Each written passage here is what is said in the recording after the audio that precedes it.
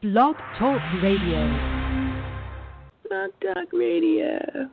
Okay, welcome everybody to the Crystal Show, the special edition, possibly a new show called The Discussions, where we're just going to discuss. I have a panel of people, or just me, or just one other person, or guest who has special knowledge in whatever topic we're talking about.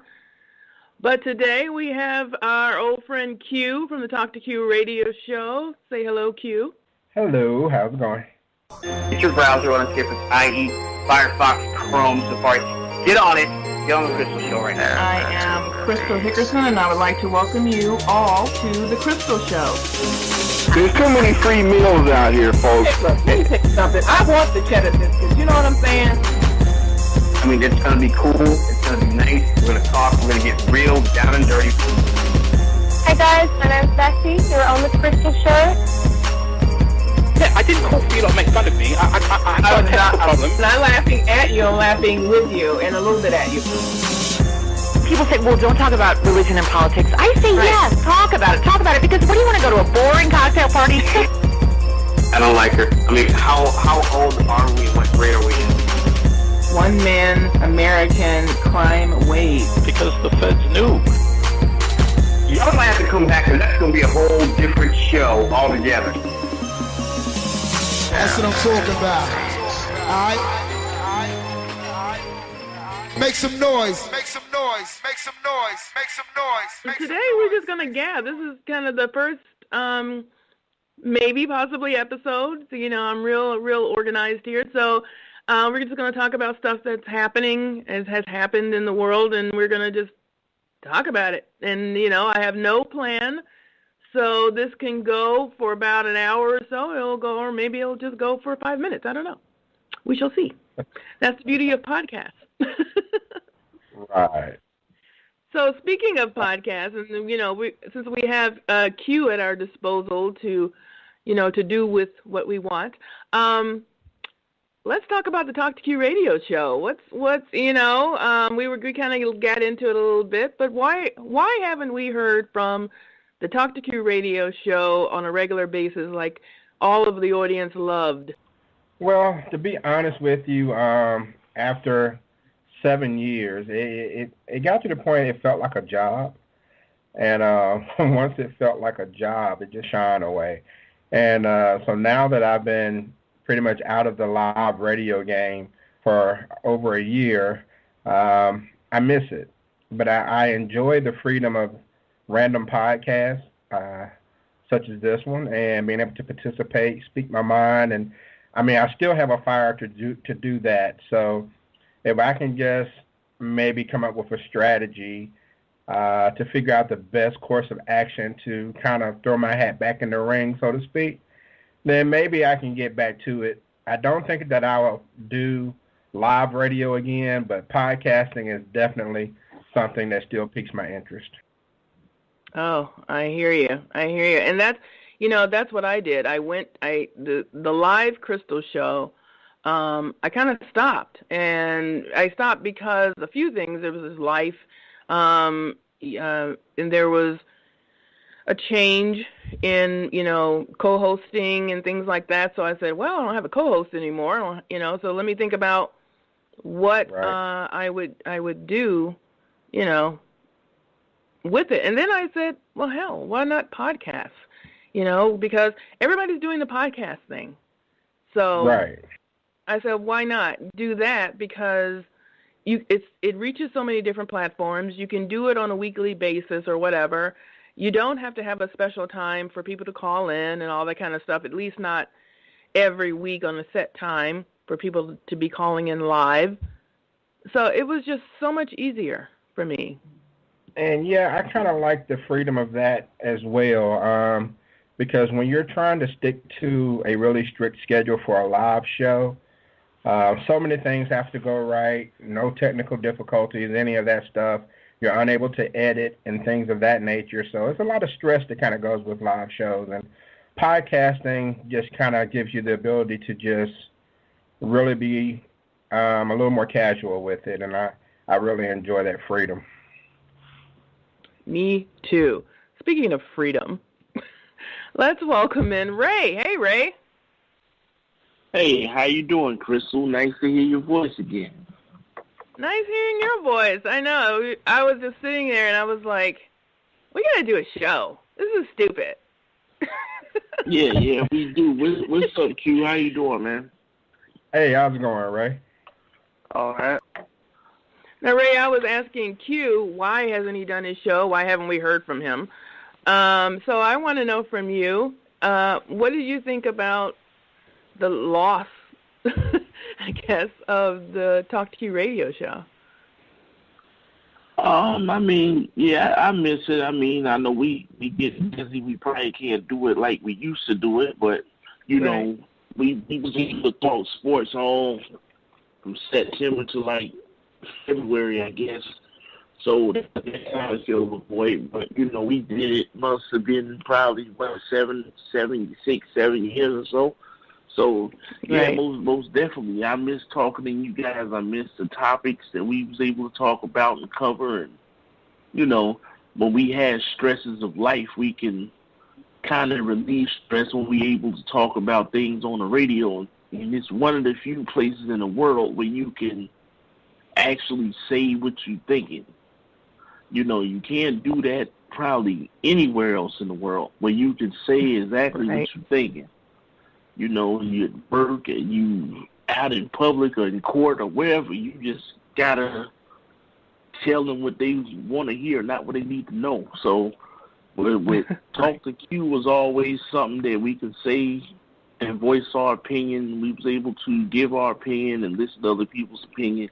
Even if we disagreed, we could still hear another person's perspective on the topic that we was talking about. Definitely. Right. We disagreed. What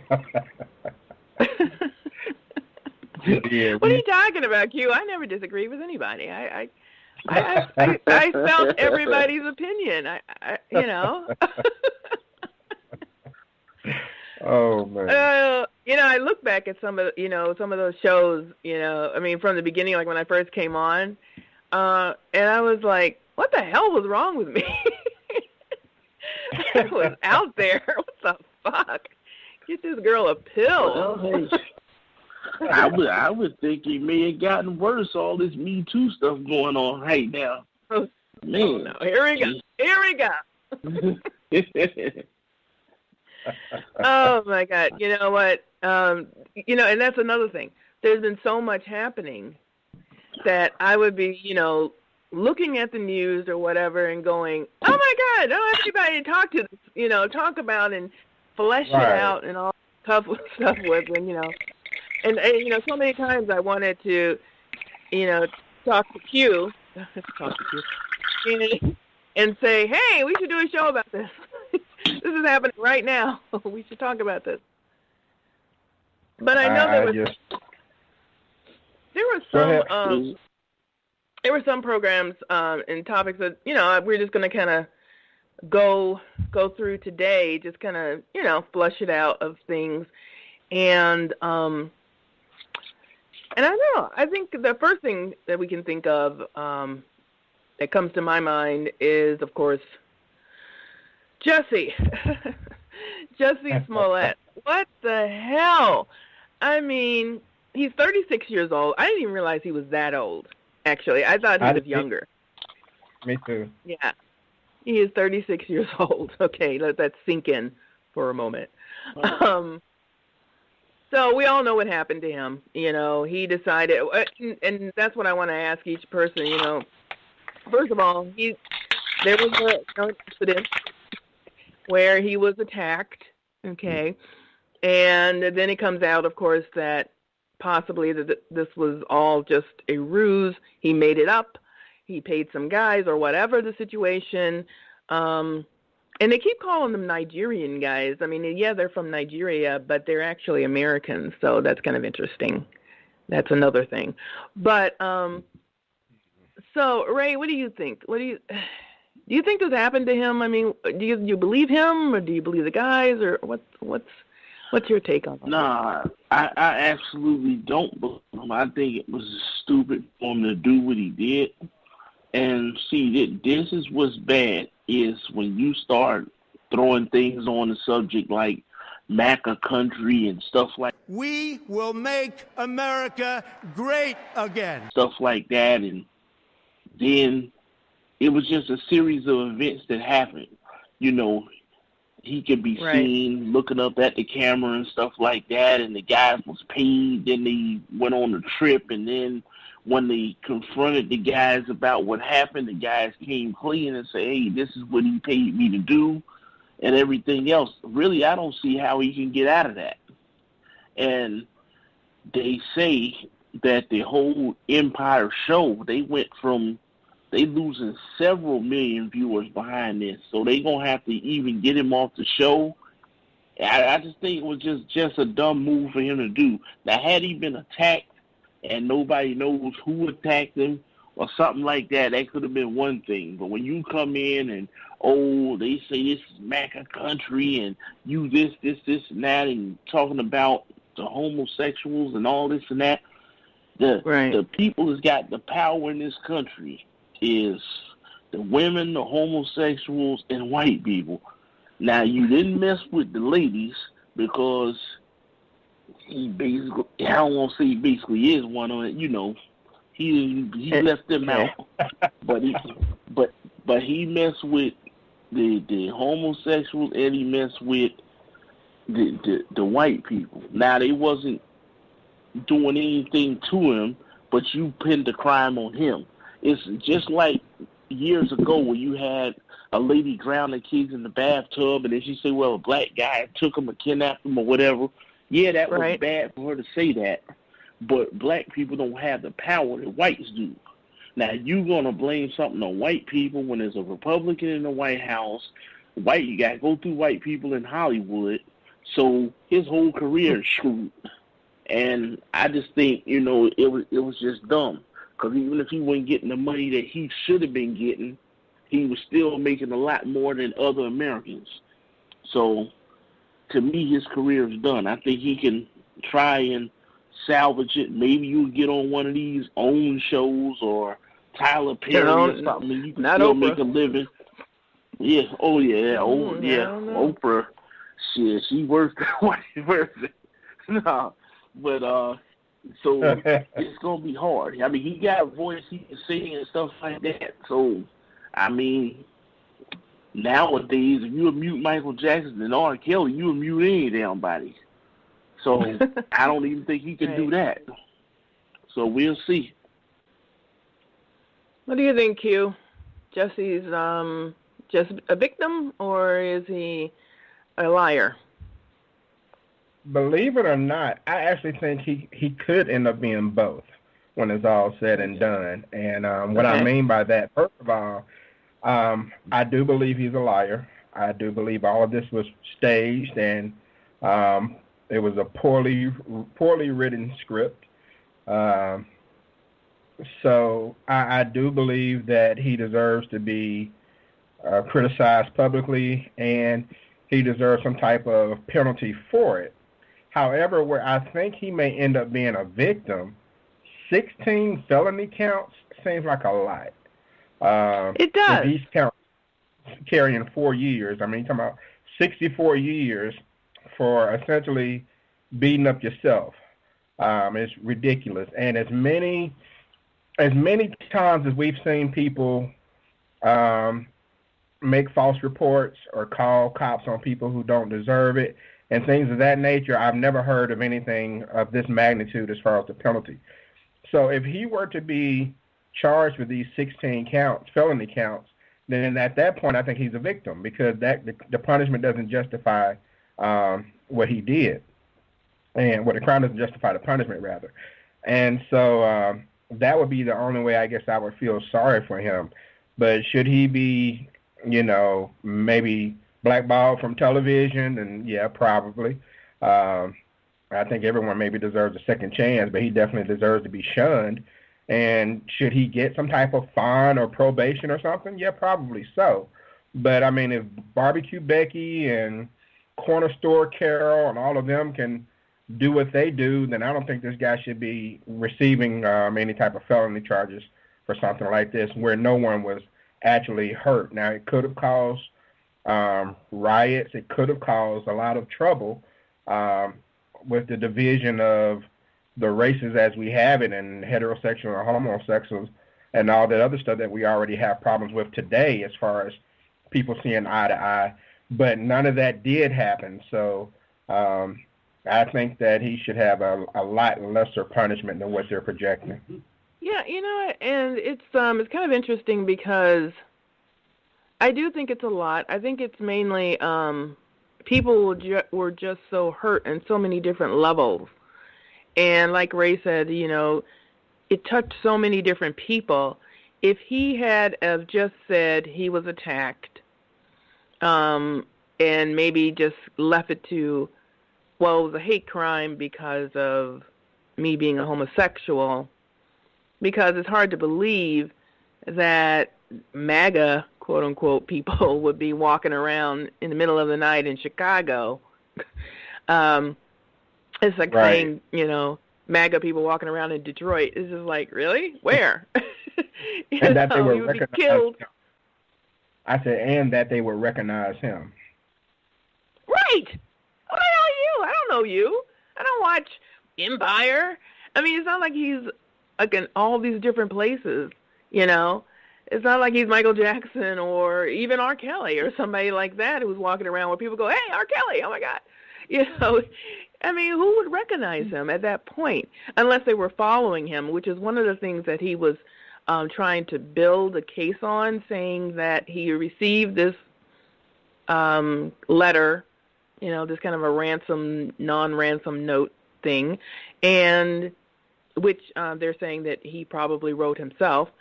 And then when nothing came of that, then he staged this, you know, incredible thing. See, to me, before you do something criminal like this, you should go talk to your cousins. You know what I mean? Every black person got a cousin or somebody's sister's boyfriend's drug dealer, I don't know, loser brother on the couch. Talk to him and say, you know what would you think if this happened? And he's like, nah, man, that's not going to work. I'm going to tell you why. You know? And so, but he didn't do that. He just made some shit up on his own, which he's obviously not from the hood or whatever the hell, and haven't done anything or had anything happen to him where it just didn't make sense, you know. And but what do you think he was trying to gain from this? We all believe he didn't do it. I mean, that this didn't happen to him. He staged it. Everybody knows that. He knows that. He's just trying to hold on. He's like a murder, someone who committed murder, and now he's, you know, in prison trying to get appeal. He'll say he didn't do it until the very end. So, Ray, why do you think he did this? What was he trying to gain? They say he wanted to get an increase in his salary. I'm hearing different things, but I don't know what exactly, how much money he was making. First, they tried to say $1,800 an episode, and I know better than that. Yeah, then I heard like $65,000 an episode. That sounds more reasonable, but right. I mean, anytime you are an actor or actress and you're dealing with these black folks, whether it's Lee Daniels, Tyler Perry, or Oprah, you're not gonna get paid like you're supposed to. That's just the way it goes. But at least you on TV, at least you getting exposure, at least you making more money than the average person in America making. But when I first heard that someone sent them a letter and they cut the letters out of a magazine and paste together what they want to say, at that point, straight from the bodyguard. Now, had this been T.I. or somebody, maybe they would have tried to handle it on the street level. But this guy ain't got no street in him. So the first place he would have gone if he felt threatened was to the police department. And when he didn't go to the police department, that told me right then and there that he didn't take the proper precautions necessary if he thought he was being threatened. Then he claimed, he was on the phone and his manager heard him being assaulted and all this other kind of stuff. How is it that you're a person, you end up alone, and a person that is threatening you has access to you? It's not like, around where you live, everybody in a 2 or 3 block radius may have seen you before. They might know you. Right. This guy here is famous. He's on a famous TV show. And how somebody just walk up to you and slam you down on the street and beat you up, that just looked bad. It sounded bad. And when you turn around and you blame the wrong people, you know what they say, when you do something wrong, we're going to charge you with everything under the law we could charge you with. That's what they did to him. Now, everybody want to get into whether, you know, it's right, wrong, or justified. Once again, when you do something, you know you black before you did it. So, oh, well, man, that was Tom Cruise. They wouldn't have done this, they wouldn't have done that. No. Tom Cruise will probably get probation or 200 hours of community service, and the shit will be done. He fall on the blade and say, okay, well, plead guilty, and that's it. Now the 16-year-old, because all the man hours they put on it. See, this is what the police department did. When you started trying to blame MAGA people and stuff like that, they say that just don't sound right. The detective said that right on TV, off from jump. They say, man, I'm going to spend 20 hours a week working, find out that you lying, because I know you lying. It's kind of like if you're not doing something at your job. Them white folks get out their bed to come catch you. Somebody else, oh, well, they're still in time or whatever. It'd be a rumor for 4 years. If I think you still in time, I get out my bed, get up off my wife to come catch you. That's just how it goes. And he messed that up. Yeah, he definitely messed it up. So what do you think, Q? What was his motivation? What did he possibly think he could gain from this? I think he wanted to be the face of a new movement. He wanted to be, you know, what's the lady's name? Tarana Burke, the lady who started Me Too. Or, you know, I don't know how many people claim to start Black Lives Matter. But he wanted to be that next hashtag face. And he felt like, you know, because he said it at his little concert, I'm the gay Tupac. You know. He wanted to be larger than life, I think. And this seemed like the best way in his mind to do it, by being a victim and then being one of those people who rise above it all and show that I'm a survivor and you can't silence me. And next thing you know, he's on the front of Time magazine or something like that. He probably had all that in his head about how he was gonna you know, be Colin Kaepernick, so to speak. And didn't quite work out that way. Like I said, you became, you know, Barbecue Becky, so to speak. You know, you're someone that people are going to create memes about for the next year or so, and you have to deal with if you can get a job again. I mean, this is a guy who's not filthy rich. You know, he may be worth $500,000-$600,000 or something, and so he is going to have to work again. And he really didn't put a lot of thought into any of this, including again his script. And I just feel like that he just had these visions in his head of being this big, great thing, and he just didn't think it through. Well, he definitely didn't think it through. And let me see, what is his net worth? Oh, wow. Okay. Well, it looks like his net worth, according, you know, to Celebrity Net Worth, .com. It is $1 million, and he got paid $35,000 per episode. Now, the thing about, you know, the net worth, of course, the net worth also plays into, like, if you own a house, okay? So whatever your worth of your house is, you know, that plays into your net worth too. So minus whatever his apartment or house or whatever he lives in owns, you know, whatever that is, you know, minus that. But the main thing is liquid. What do you have in your bank account that you can go out and spend? Right. You know, and that right now is dwindling down. It's going to dwindle down to almost nothing because he's going to have to pay his lawyer. Okay. He's going to have to go through all this. I had heard something. There was some discrepancy about one of his lawyers or something. It's my understanding his lawyer is Mark Garagos. And for those who are not familiar with him, he represented Michael Jackson, Winona Ryder. Remember Gary Condit, the congressman that had the scandal back around 2001 with Chandra Levy when she went missing. Represented Scott Peterson. Oh, wow. Oh, okay, so, yeah. Big stuff. Chris Brown when he jumped on Rihanna. And so this guy, Mark Garagos, he makes a couple of $1,000s just getting out of bed. So he's really with this guy being his. Yeah, and it's I do believe you. I do believe Q. I have to go with that. That was one of the things I was thinking about, when he was talking and things like that. And he wanted to have his own hashtag basically, and now he does. He's infamous as opposed to famous now. And yeah, right now, no one's going to want to book him for anything. If he had came clean right afterwards, right when the guys came out or whatever, and he's like, okay, the jig is up.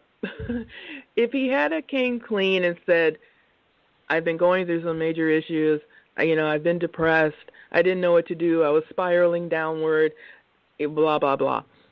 Then people would have said, okay, go to an institution for a while, for whatever, drugs, emotional, whatever, check yourself in somewhere, come back out, make some statements, and then that would have been, I think people would have been like, oh, okay, well, whatever, we'll deal with it.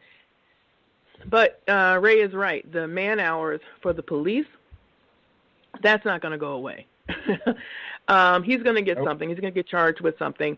And not only that, he's put a bad taste in the mouths of a lot of Americans because, number one, you're talking about, first, the black community, where prejudice and people getting beat down for hate crimes is very, very real. Okay. You're in Chicago, and we need police to be doing other things besides, working on your stupid case. And then for the homosexuals, they're upset, okay, because you put that into it, and those people are really dying all the time for hate crimes. People just, that could happen at any moment. And just for the fact of putting all that together, it was just ridiculous, waste of time, and it puts a really bad mark on, yet another mark on black men, period. And, and Lee Daniels, poor Lee Daniels, it's like, first he got, who was that, what's her name? It just went out of my head. What's her name? The star who was in Precious. What was her name? Monique. Monique. Right. So he just came off of that shit and still kind of dealing with it. And with all that happened with her and her blackballing herself, basically, and now he has to deal with this. He's like, damn it, the next movie I make is going to be all white people. And maybe a few Latinos for color. But fuck these niggas. I'm sorry. I tried to bring y'all ass up, and this how y'all treat me. I'm serious, though. I'm serious. I'm sure. And he has come out to say that he's very angry. A lot of people, are very upset and hurt and, and all this. But I'm sure he had one of those moments where he was like, fuck these niggas. I'm writing something else. I know, right? I mean, serious. Yeah. That's just bringing everybody down. Even Subway is upset. He's bringing everybody down. Subway's like, why you got to bring us into it? We just got over Jared and his child molesting ways. Oh, I know. Like, he's crazy. I mean, really. But, okay, so let's move on to another black man. Now, basically, this is what this discussion could be about, the downfall of famous black men. The next black man we'll go into, and then we'll go to the first one, which would be Michael Jackson. Okay. Now, you guys... Huh? I'm saying, speaking of child molesting. Exactly. The two men, and who has seen Leaving Neverland? I haven't seen it yet. You know, I heard about it. I was going to watch it last week, but I didn't get a chance to watch it. Okay. It's very, what's the word? Revealing. I went into it with a, just feeling, you know, these guys are just out for money. They're not, you know, really, they're just full of shit, basically. That was my first thing. So when I sat down to watch it, that's where my mind was. But then the more I listened and the more I watched it, I was like, oh my God. I think I believe them. Okay. Amy, is that you on the line? Yes, it is. Southern Comfort is here. I need a glass of Southern Comfort. Well, welcome to the show. We're just doing a little discussion, and I'm glad you can join us. We were talking about, we had just got finished talking about, you know, Jussie Smollett, and just give you a couple of seconds to just tell us what you think about that whole thing with him and getting beat up and then not getting beat up and the whole thing with the Empire and all that. Any opinion? Well, you know, there's some people who say that it really happened and some people that say that you know, it didn't. Right. The two guys that were seen leaving his apartment or wherever this happened, did they prove it was those two guys? Yeah, they confessed. Okay. You know, I mean, I can't understand why he did this. Mm-hmm, right. I don't understand. You know, we just got enough racism problems without creating fake racism like that. You know, and what he did was just wrong. It was just terribly wrong. And you know, I don't know, because to my understanding, he hasn't come out and said anything. He hasn't confessed that yeah, he didn't really get beat up, has he? Oh no, he's hanging on tooth and nail to his innocence. So, okay, yeah. Okay, because deny. It's been said that he did this because, you know, wanting more money from Empire or whatever, and then it's been said that he did this because he's a Trump hater and stuff. And either way, I don't know what possessed him to think that Empire would pay him more money if he was, you know, racially beat up for racial reasons. And I don't know what his personal issue with hating Trump so bad that what he thinks this would cause. I mean, it's just totally ridiculous, and he's ruined his career over it. Oh, he's definitely ruined his career, at least for the time being. You know, people are fickle. They may forget, but not quickly. You know, and as we said earlier, you know, Q had the best, I think, kind of reasoning. He wanted to be a hashtag. He wanted to be the leader of a movement. So that's really kind of what we think that's his doing. But again, he's infamous now. He's not famous. So, but we're talking about him. So he's getting a little bit of what he wants, I guess. He's not a nice guy anymore, though. So, okay, who do we have on the line? We have 850.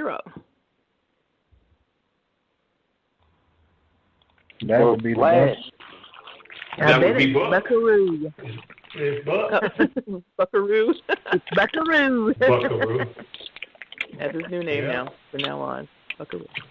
Oh, my goodness. Hey, Buck, how are you? Doing fine. How's everybody doing this evening? Or this afternoon, rather? All right. Pretty good. Good. Good. We're talking about the downfall of famous black men. Which one you want to start off with? It sounded like you were talking about that clown, Mr. Smollett there. Yeah, we had talked about him first, and then we're moving on to Michael Jackson in a second. Yeah, the whole Michael Jackson thing is just, that's been decades in the making, and it led up to that Leaving Neverland documentary, and I don't know where I fall on this, y'all, because I think that a grown man having sleepover with children is wrong, of course, but we all know Michael was kind of like a child at heart, I guess, so to speak, and I'm not making an excuse for that, but he acted like a kid. And when this documentary, I haven't seen it, but when it first came out, I know the guys involved, Wade Robson and James Safechuck. Yes.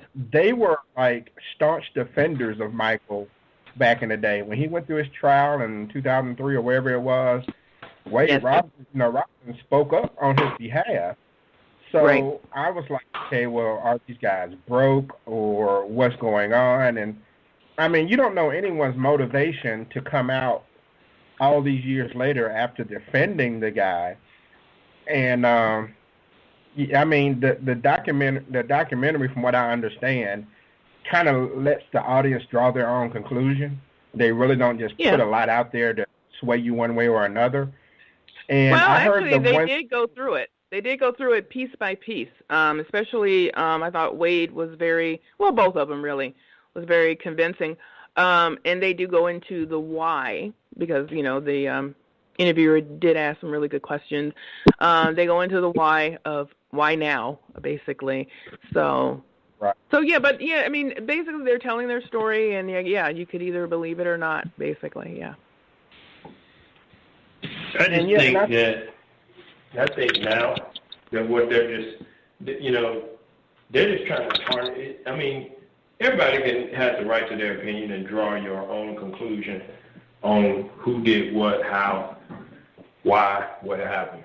But it just seems like it's ironic that you're taking down the biggest celebrities of all time with this stuff. Now I know some of these guys were sick and had, did, stupid things. But, Michael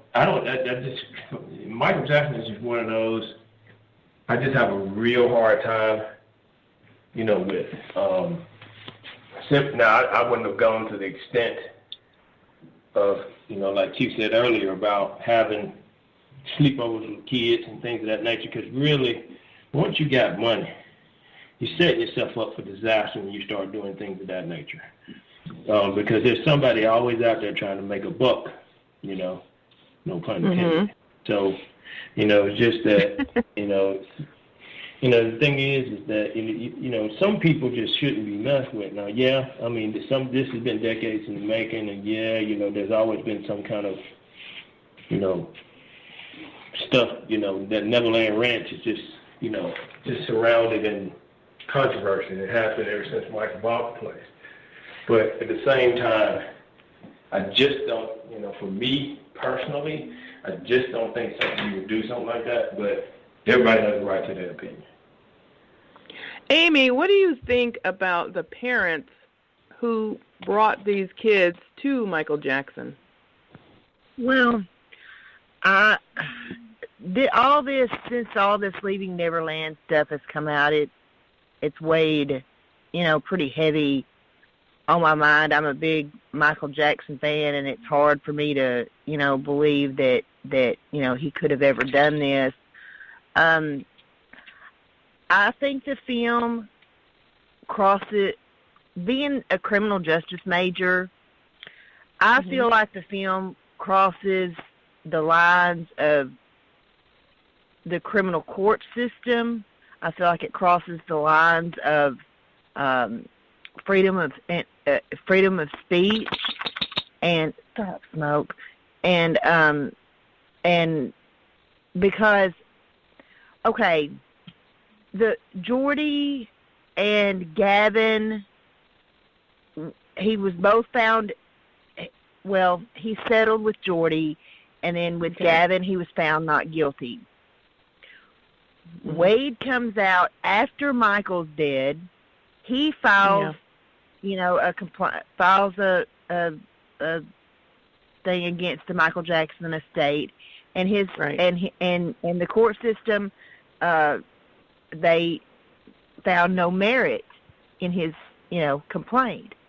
So in a way, he was sort of put on. In a way, he was sort of put on trial, and once again, Michael Jackson was found innocent. Now, I don't know that James Safechuck has done anything through the court system.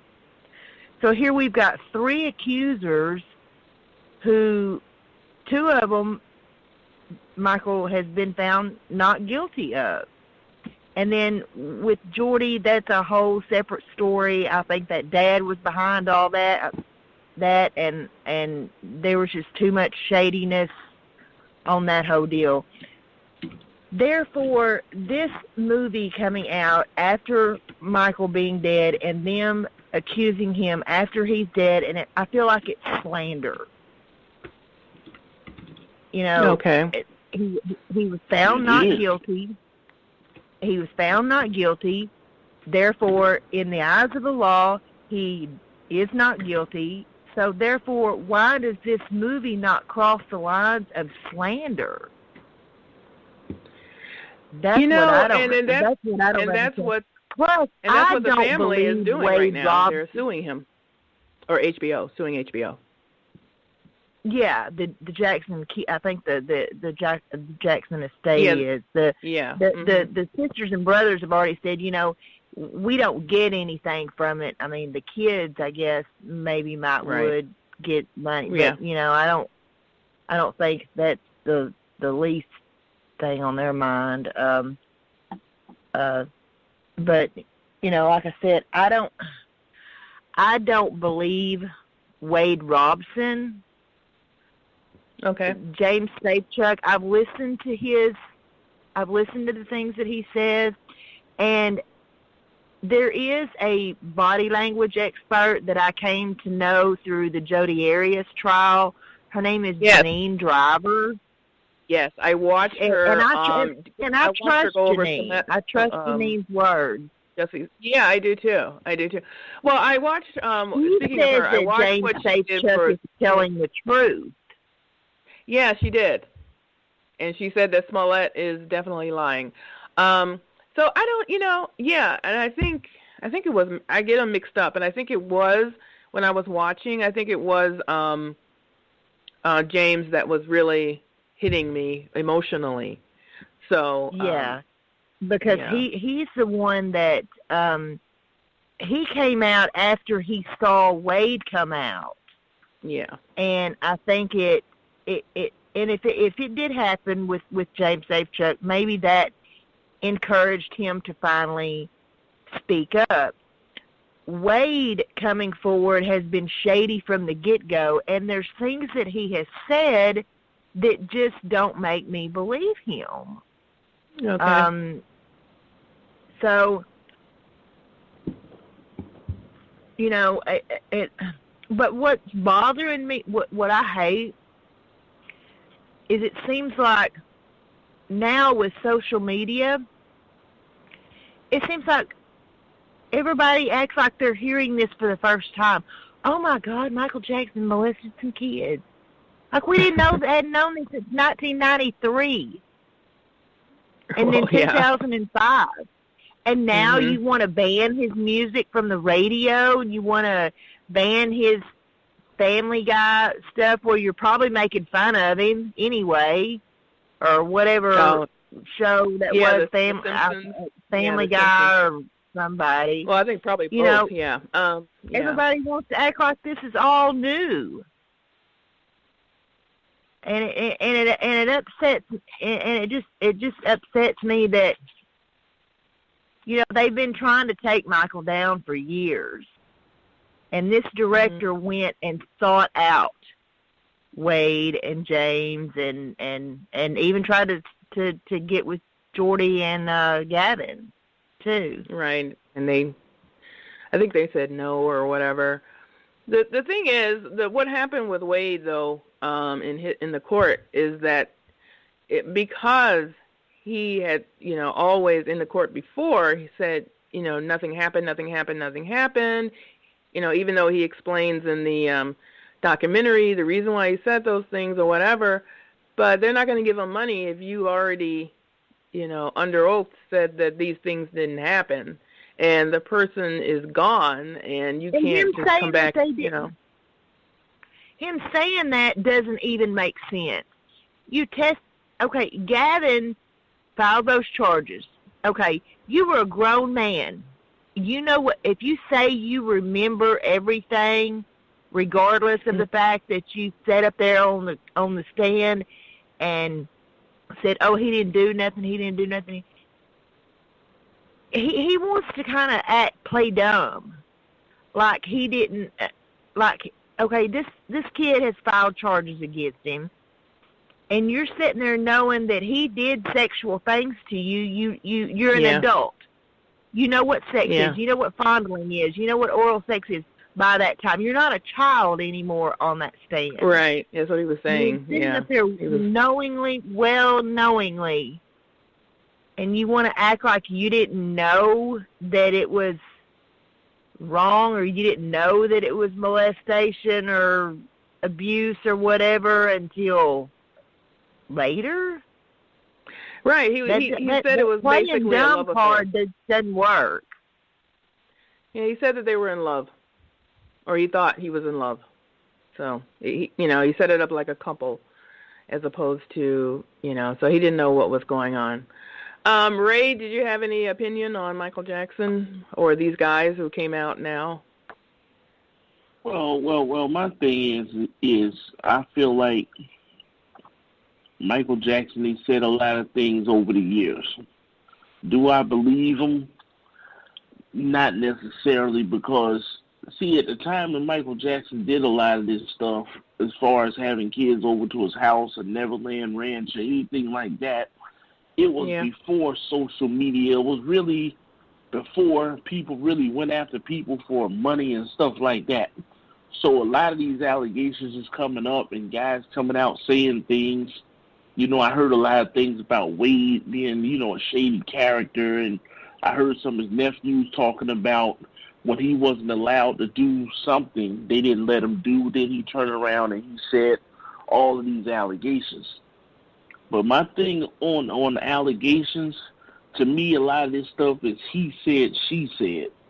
And I never will disrespect the guy off of something that was he said, she said. Now, if you have evidence or you could show me where this happened, now that might be something completely different. But Michael Jackson is a superstar. To me, Michael Jackson is the most famous person that's ever lived. I can't think of nobody that's more famous than Michael Jackson. But, you know, he was a creative genius. Now, if he did something wrong, hey, that's a bad thing. Even if I knew he did it, I wouldn't stop listening to the music. I'd just take it for what it is. I mean, just like Luther is one of my favorite singers. They say Luther was gay. Hey, I'm not going to stop listening to Luther. Yeah, he was. He was you know, gay. That's what I'm saying. He came out. I think he came out and said that. I'm pretty sure. Yeah. Yeah, I mean, he had a guy, you know, living in his house. It's not a crime to be gay, though. He died in the hospital not too far from where I stay at. But it's one of them things that you hear all this stuff, and then when people say, oh, they crush their CDs and try to take their music off of this streaming service and that one, to me it is ridiculous. But to me, it only seems that it's going one way with the black artists. You know, Elvis and Priscilla together when she was 14. Nobody talking about that. You know, so if that's what we looking at, so you gonna pull one catalog, you got to pull another. But the buck gonna stop right there because ain't nobody gonna pull Elvis. So well, and the thing about it is, you're right, because you got all these artists, and they create these beautiful music, great music, you know, whatever, and but still, they do these things on their personal life. But for me, I try to separate those two. I separate the man or the person from the work, you know, the creativity. Oh yeah, we got to. I mean, you know, we wouldn't have any music to listen to. No, I wouldn't. Not going to mute my music. You know, I don't know. I was not there. I can tell you what them songs sound like, though. Well, speaking of great songs, the very last one we'll talk about today is R. Kelly. Now, R. Kelly made a complete ass of himself on the Gayle show. Yeah, I don't. And Gayle was amazing. So, Q, what do you think about R. Kelly and his performance on the Gayle King show? Definitely the worst performance of his career. I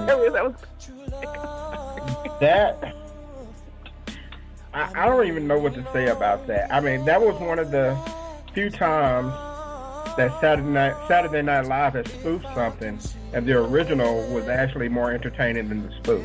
It was. That was hilarious. Yeah, I don't understand the purpose of what he did. I know he's trying to appeal to his fans and try to show a real side of him. And I get that he's frustrated being charged with the same thing over and over again, but it's one of those things to me where there's smoke, there's fire. I do believe he is a pedophile. However, I do believe 12 Play is probably the greatest R&B album of all time. I believe I can fly. I love that song. I mean, I think the hardest thing I've had to do over the last 5 years is separate talent from the person. And I don't know. I just think I think he really messed up with that interview. I don't know if he said anything that can come back and bite him about having his two girlfriends and all this other stuff. His sister wives. Right. That's immoral, but it's not illegal. I don't understand why everybody's so angry at Gayle. What did she do wrong? No, they're not angry. Actually, they're like, give her an Emmy.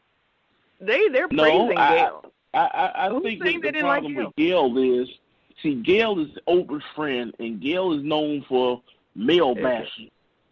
So therefore, see, R. Kelly stood up and made himself look bad. When he made himself look bad, she sat back and just do what a lot of ladies do. They gonna let you're finished. Incriminate yourself. So I'm gonna stay calm. It's just like if somebody is recording you, they'll let you act the fool. Meanwhile, they gonna stay calm because they know that they're on film, and that's basically what she did. Now, of course, he shouldn't have done that, and I felt like a lot of questions that she asked was leaning on the side of making him look guilty more so than he was. I don't think she stayed as neutral as she should have in that interview. Like she's saying, oh, when the women came out, he was coughing in the background and let them know that he was back there. Shit, if he in the studio, where's he gonna go? If them chicks is on TV, he gonna see the interview, either he hear it now or he gonna hear it later. I don't believe he threatening nobody. But this is the kind of shit that she was saying. Oh, well, you know, he was coughing to let him know he was close by. What? These girls ain't smart enough to know that if I say something, we can't really go out unless he say so. Oh, then he coughed. Well, you already done said it now. So I think a lot of that is bullshit in itself. If you're a reporter, you stay neutral. I'm going to ask the question, did you have sex with underage girls? Okay, well, this is the evidence that we have against you. This. But you stay neutral. You can stay with the facts and stay neutral at the same time. I don't feel like she did that. Now, did she do a good job interviewing? Yes. she's good at what she's become much better than what she used to be at what That's she's done. true. But she's Yeah, been at it better. for 20 years. But right. this is what I'm saying. You don't get on TV and try to tear a guy down because you don't like him. Now, do I believe R. Kelly had sex with girls that were underage? Now, underage, remember, in Chicago, 17 is the legal age. So we going 16 and under. We're not talking about morality. We already know we're not moral. But we talking about illegal. Yeah, I believe he did. But the thing about it, if he beat them cases, we can't talk about no shit happening in 1999. We got to talk about what happened now. Now, if these girls get on TV and say, listen, we here of our own free will. He's not holding us. Of course, they well taken care of. You look at them Chanel bags and everything they got. The documentary, the girls shopping on Rodeo Drive. How in the world can I go overseas and tour and somehow I got you caged up? That don't make no sense.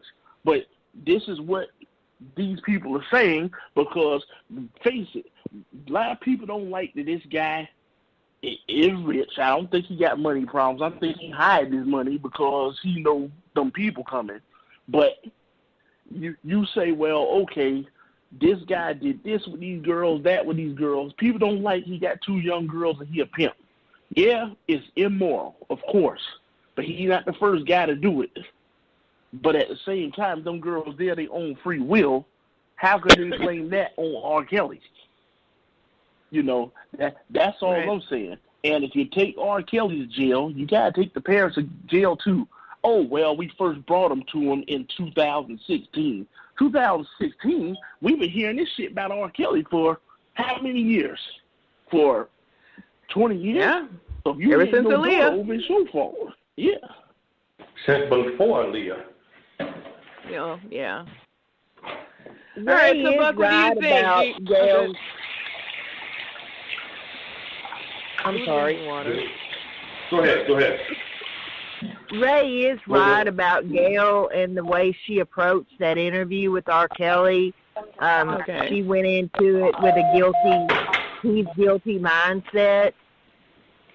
And Oprah did the same thing with the After Neverland interview, and a lot of people are pissed at her.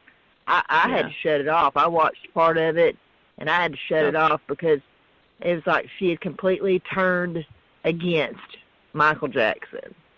So, yeah, her and Gail both have been getting reamed a bit for, coming. That's the problem with the media is the media don't just unbiasedly report the news or unbiasedly, talk about something. They go into it with a certain mindset, and that's aggravating. It's not good journalism. And then I would like to ask y'all another question. Now, I understand he shouldn't have did the interview. He shouldn't have been standing up and doing all that. Yeah. But if somebody did to you where they made you move out of the studio that you had for I don't know how many years, they trying to take your music off of Spotify, and they trying to mute your music, and they trying to stop you from going on tour, and now you got your baby mother suing you for child support, which he's been paying since 2009, $20,000 a month. So they acting like you a deadbeat, but shit, you done already paid the bitch already. You know what I'm saying? You stopped his last May or whatever it is. Yeah, you court ordered to do so, but let's not make it seem like he's taking food out of these kids' mouth.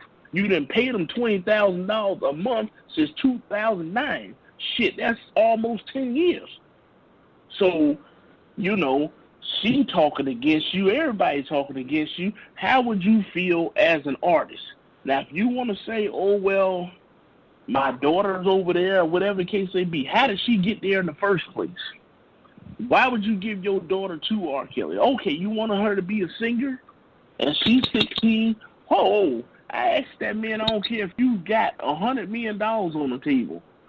Why can my 15 or 16-year-old daughter go, and I can't go to the session with her? Well, we just need her to fly out. We don't need you. Well, I'm sorry, she can't go if I can't go. That's what a parent would say. But right. you let I agree. You let them. That's what I'm saying. Now, if you put R. Kelly in jail, you put them parents in jail with R. Kelly, okay, then maybe we got something. But trying to put R. Kelly in jail by himself, shit, no, I'll disagree with that. And I never mute R. Kelly. That's the greatest R&B singer of all time. Well, all right. Well, yeah, actually, Ray, I have to agree with you on that. Pretty shady. Yeah. The parents. Yeah, and the parents allowing these kids to do this and not, and just thinking about the benefits from it. Janine. Think about that money. Janine Driver earlier, when she watches the interview with James Safechuck's mother, she starts crying. Yeah, because of the body language from that woman that she knew. Right. She knew and didn't care and just kept letting him go over there. And Janine literally just cries when she watches and comes to her interview and comes to the determination that she did.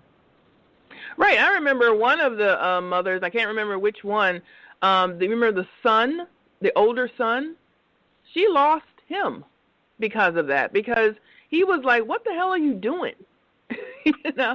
You're not protecting, my brother. This shit happens to him, or what? Even if you take out the sexual part, even if you take out whether or not he actually penetrated them or not, because the doors was closed, you don't know what the hell was going on, and that's the problem. You let your little boy, little child, go into a room and sleep with a man, and you are in the next bedroom? What the fuck? I'm sorry. Yeah. You do have to bring in these parents to the table on this shit, because you are not protecting your child. And these parents regarding R. Kelly, it's too late now. I'm sorry. These girls are grown now. It really is too late for these parents who are saying, oh, my daughter is gone, my daughter is lost.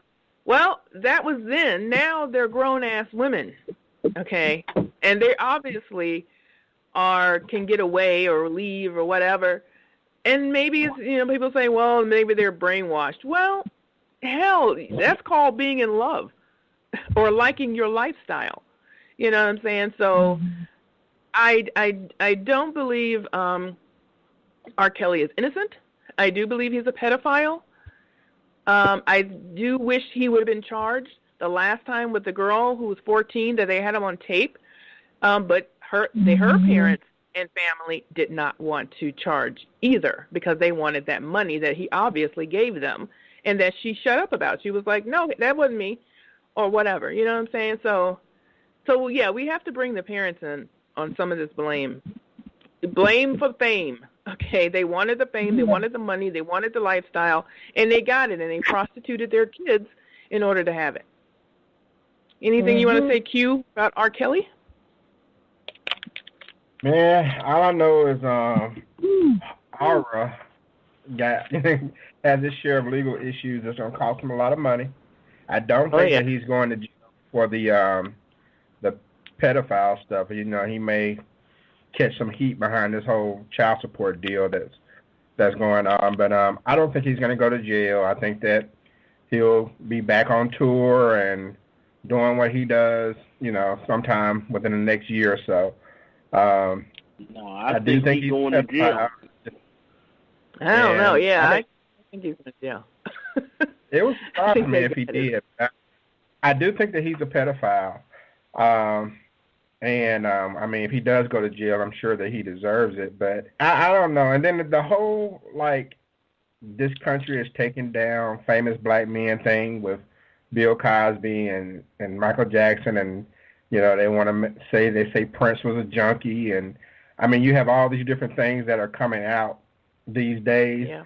I don't quite necessarily agree that it's some type of agenda to do anything like that, but by the same token, I do think when the media gets a hold of a bone that's connected to a black person, that they're going to chew it a little harder than they will on a white person, so to speak. So I really do think that the media kind of looks at thing as, okay, whatever's going to get us the most attention, this is what we'll talk about. And I've seen people complain on Facebook saying, well, all of y'all are talking about is R. Kelly, or all of y'all don't talk about Harvey Weinstein and all that stuff. And people on social media have to realize that your timeline is based on what you and your friends discuss.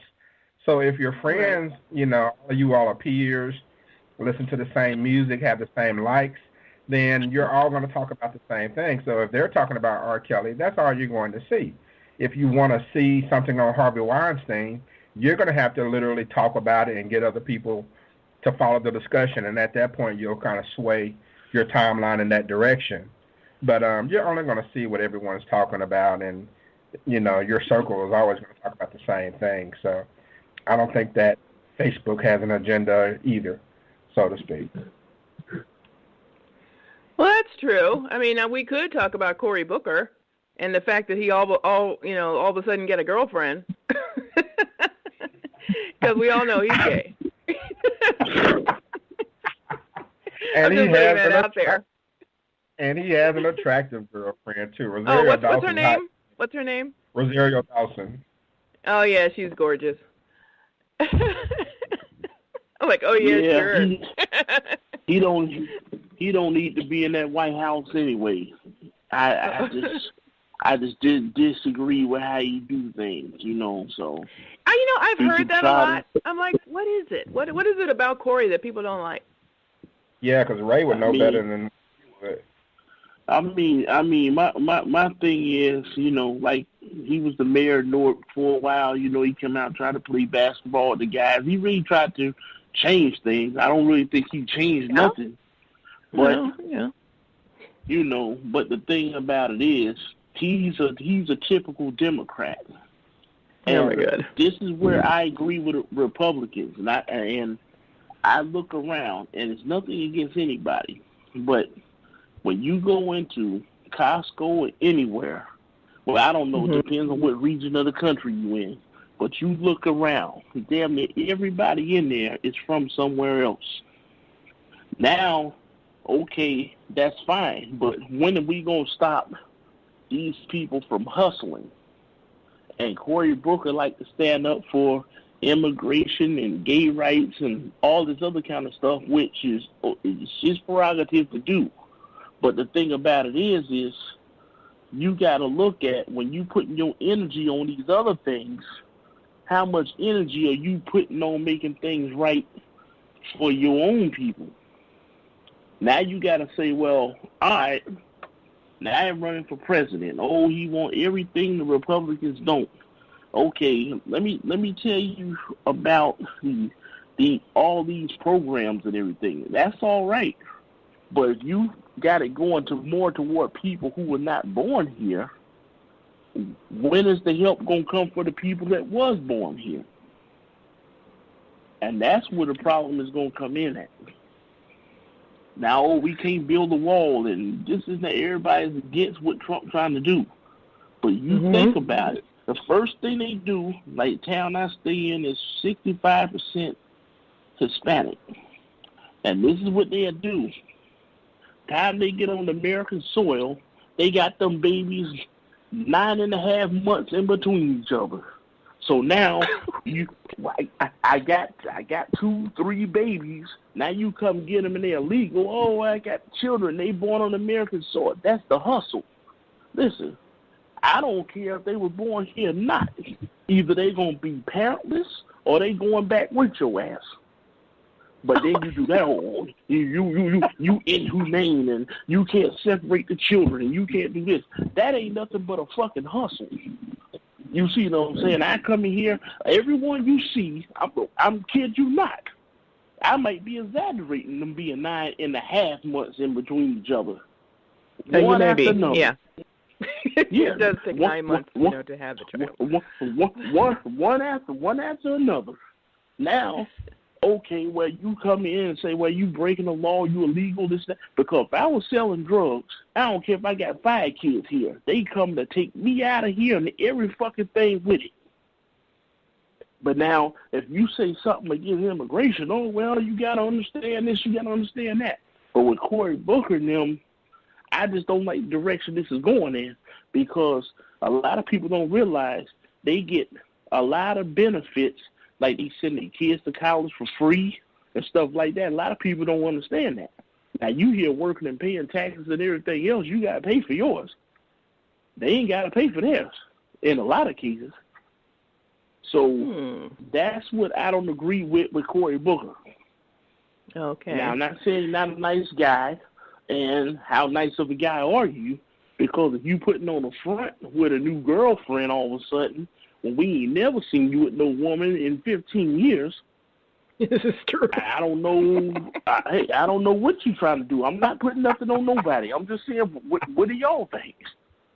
You know, all of a sudden, oh, he kissy face and he all this out in public. Okay, well, got a high profile woman. Something ain't right there, Corey.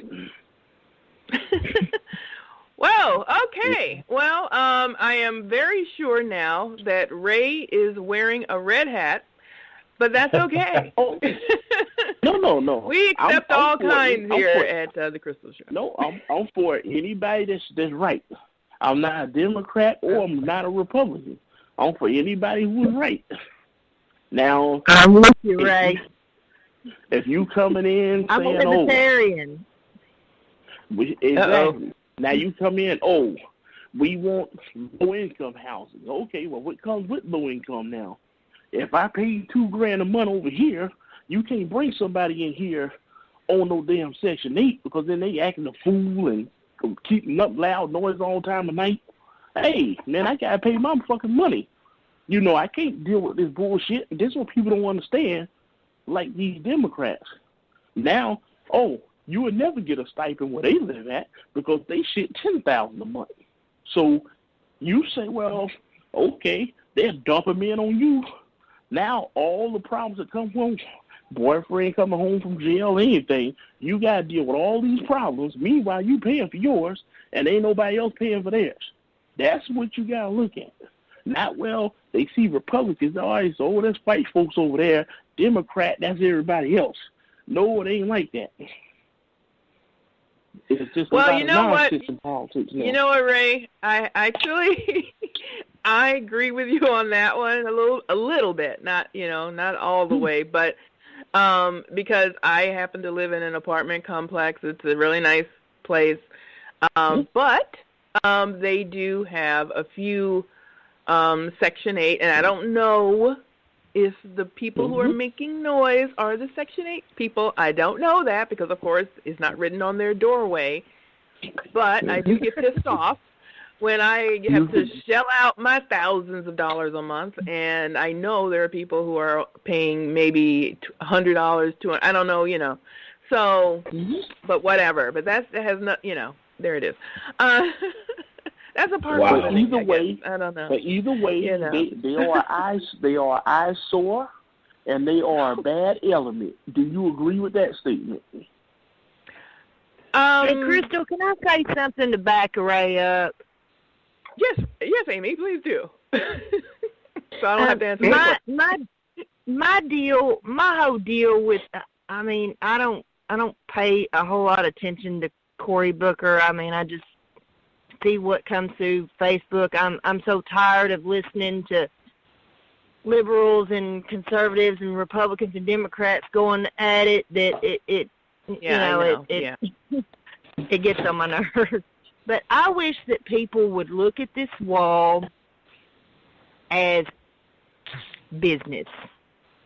Look at it as this is strictly business.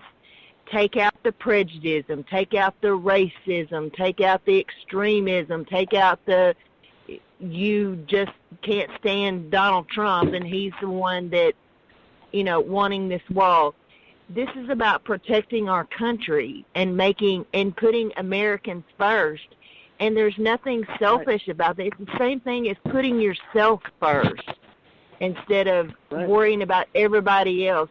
It's not selfish to put yourself first, but also care about other people, you know. I mean, I want this wall because I want to put a stop to human trafficking, to the drug trafficking, and stuff. It's nothing to do with prejudice or racism or anything like that. I want to put a stop to those two main things, but I'm all about whoever's on the receiving end here in America that are receiving these drugs and receiving these human trafficking victims and all that, take them son of a bitches down too. All right. Thank you, Amy. You know, thank you, Ray. That's my whole thing. But I just wish that people would look at this as protecting our country and just take out all the everybody's extra personal stuff. opinions and bullshit. Yeah, exactly. I mean, Hey, it's not about. I'm not. Yeah. Who is that? Q? I know it's getting off topic, but I just put my 2 cents in. And this. First of all, the people who are giving illegals jobs are not Hispanic. All right. They're, you know, Americans who are looking to save a buck by paying someone to do something on the cheap. So if they don't want people to come here, then maybe, you know, lock up the people who are enabling them to be here. All right. I think that will cut down on it. Stop giving them jobs. Right. Stop giving them jobs and they won't come. Second of all, as far as like the drugs and the crimes and all that stuff or whatever, anytime you have a group of people, there are going to be some bad apples. So if you have 100 Hispanics coming to the country, 10 of them are probably going to be bad. So building a wall is not going to necessarily stop crime, especially when a majority of the crime is created by people who are already in the United States. A majority of the terrorist acts that occur in this country are by people who live in the United States. So I don't think a wall makes any sense to me. It seems like a waste of money. If you want to protect the country, then go after the people who allow them to be here rather than trying to keep them out. It's kind of the same argument, and I know I make everything a sports analogy, but it's kind of like the argument with the NBA saying that, okay, 18-year-olds shouldn't be allowed in the NBA. They're too young. They should go to college and all that stuff. Well, if the NBA didn't give these kids jobs thinking that they're going to be the next LeBron or the next Kobe that they don't want to miss out on, then these guys would go to college. The only reason they're going to the NBA is because they're giving them jobs, you know, and then when the guys don't pan out, then they want to blame the fact they didn't go to college and, you know, learn how to be professionals or whatever. So we're our own worst enemy. It's about we need to stop blaming other people for stuff that we're enabling them to do. Take care of the problem at home, and you won't have to worry about what's going on outside this country. They'll stop coming. No, I disagree with that because, see, the thing about it is when you look around, the majority of the people here, see, the way it goes, once one person gets legal, then they can bring their wife, their kids, their mother, their father, and they multiply at a rate that's faster than what's going on in America. Now, the problem is okay, even if you have a green card or you do have your papers, they willing to hire people, which is what you said, which is not illegal, as long as they got their paperwork. But now we know we don't have to give all the benefits. We don't have to pay big money. We don't have to do all the things that is American in order for the people to work there. So now, when you think about it, if you go for a job, you and Julio go for the job. They know if I tell Julio to run through a glass wall, he's going to cut himself up. You, hey, man, listen, my job is this. My job is not to take out the trash and do this and that. That's why they don't like dealing with a lot of American people. So Now they slide right in. So now that stops growth in the country. It stops a lot of things from happening. Then businesses. What you see now is it used to be a guy who had his own plumbing business or he used to have his own lawn service or whatever. He got a lot of illegals working for him. He spends 6 months in Florida or California, wherever he wants to vacation. Meanwhile, he got a crew of guys that he pays a fee to, and he gets the majority of the money, which is bad all the way around. But yeah, he should be in. That's on them. But what it stops is all the people coming into the country that we don't know are here. That's what the wall is going to stop. Now, when you got to go through TSA when you travel, the reason why you pulling off shoes and belts and all that bullshit there is because of other people coming into our country. Now, we can say, well, it was this and it was that, all we want. But that's what the facts are. Now, my thing is, if you come here legally, no problem. They should allow only a certain amount of people here, and as long as we have poverty, we should allow everybody from everywhere on the globe to come into America. I disagree with that. There's too many people here right now. How you going to give all these people jobs? If you take away the incentive, people will stop coming. It's just like, and I hate to make the comparison to a stray cat, but, you know, if I got a stray cat around my house, as long as I'm feeding him, he's going to keep showing up. When he can't eat, he's going to stop coming. And that's all you have to do. You stop the enabler. I mean, these guys can come here by the millions. If they can't eat, they're not going to come. But we keep allowing them. Because we like the cheap labor. We keep giving them reasons to keep coming. They're coming here to make a life, you know, to get away from. But you know what happens with that?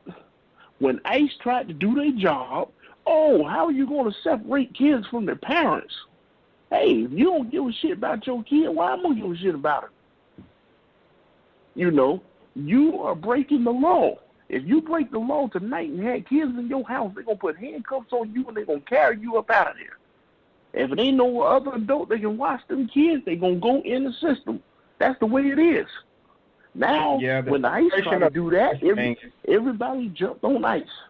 Folks in New York and everything else said, we're going to protect them from ICE. You say what? That's a lot more difficult to manage. I don't know what the answer is for that, to be honest with you. As far as the kids are concerned, I just feel like if someone's here illegally, you got to send them all back. But the thing about it, once we get them kids on American soil, now they're an American. Now how do you separate the parent from the kid? Now you start talking all that bullshit. And we got plenty of Americans that backing them up now.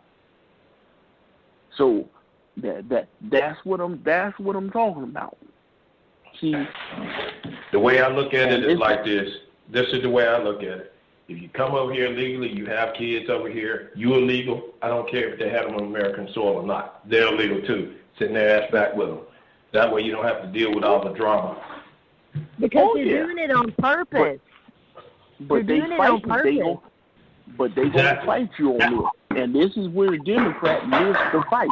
They look and see a bunch of people over here with MAGA hats on or whatever the case may be and see Republicans, and then they go the other way every time. Oh, well, building the wall, that sounds like slavery. I can't agree with that.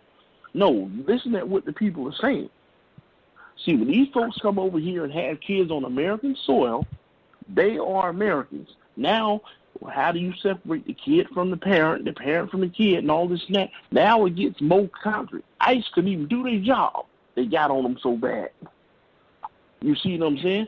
Now, y'all may not have an immigration problem where you stay at, but here it's bad. Oh, it's bad here in Arkansas. Well, okay, guys, we're right at the 2-hour mark here. I know. See, we can go on forever. That's why we missed this cue. So what we're going to do, we're blaming it all on Q. So what we're going to do is we're going to continue these discussions, and hopefully I can drag Q to come in and help me out again, and hopefully you guys can join us again. But I really appreciate you guys coming and talking and getting these discussions out. We learned a lot. We got a lot of stuff fleshed out, but there's always some crazy stuff happening every single day. So we're going to talk about that too. So hopefully you guys can come back so we can continue the discussion, and I just really enjoyed this. But we can go on forever, see? We got lots to talk about. This is true. But thanks everyone for coming, and I really appreciate it. And we're going to be doing this again. And thank you so much for coming to the Crystal Show with my friend Q from the Talk to Q radio show. And we're going to continue the discussion. Thanks, everyone. All right. Thanks, Crystal. Okay, and we're out. Thank you. All right. Good show.